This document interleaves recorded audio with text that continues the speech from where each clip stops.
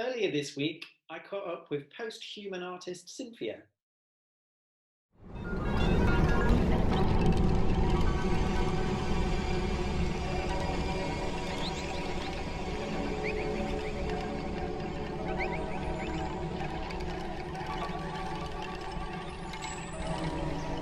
Hello, Cynthia.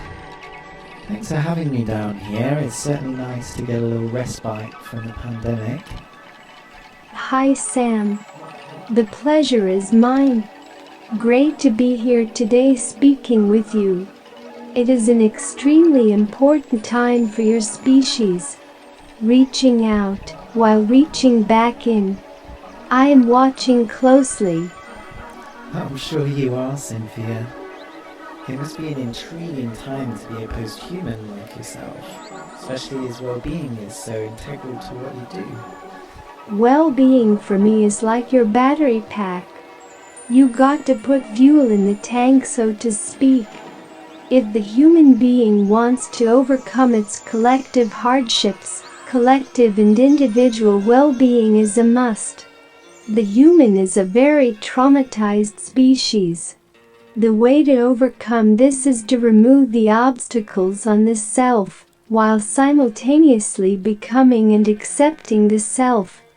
I look at collective experiences and how they can be portals to increased awareness between the self and others, including the non-human and the earth. That's really nice that you've took February's ideas of fractal self-discovery and applied them not just to yourself but to the world around you.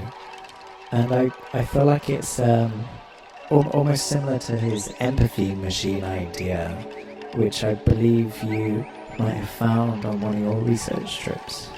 Oh yes, Mr. February Montaigne. I am glad you brought this up. I have been lucky enough to be exposed to the late February's work, and it had a lasting impact on my art practice and myself. The jewelry I have been designing is directly related to this, as the idea that February had. I call them biosensitive wearables, or BSWs. They track and manage moods, body sensations and emotions via biofeedback collected from the BSW. Imagine it as a personal assistant to the body, helping optimize and adapt to changing physical and emotional landscapes.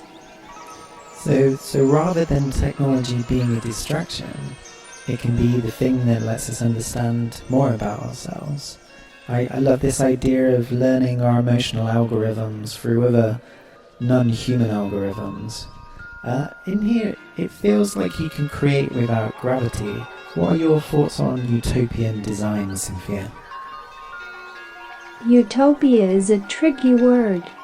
The Nazi Party would have called themselves utopian. I believe in researching and exploring with a positive and curious lens. We can guess at the future, but we can never know it. Our experiences work on chance and chaos. This is the only law of jungle, so to speak.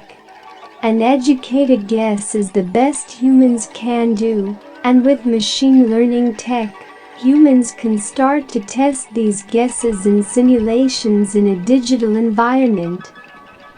Yeah, it is exciting to think of how much we can simulate these days, Cynthia.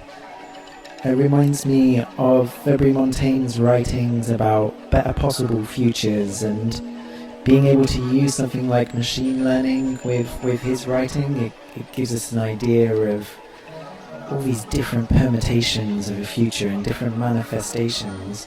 What are your ideas on manifestation? This is an interesting question, Sam. The human mind certainly manifests, that we can say with a degree of certainty. In the psychic realm, you are what you eat. Fill your mind with positive futures and dreams, and this is the future that will manifest. The human race's greatest challenge going forward is to re-fall in love with the human animal. To love yourselves and one another again. Well, that's the dream here, Cynthia. Thanks so much for your time. Thank you, Sam. It's been a pleasure. Stay safe now.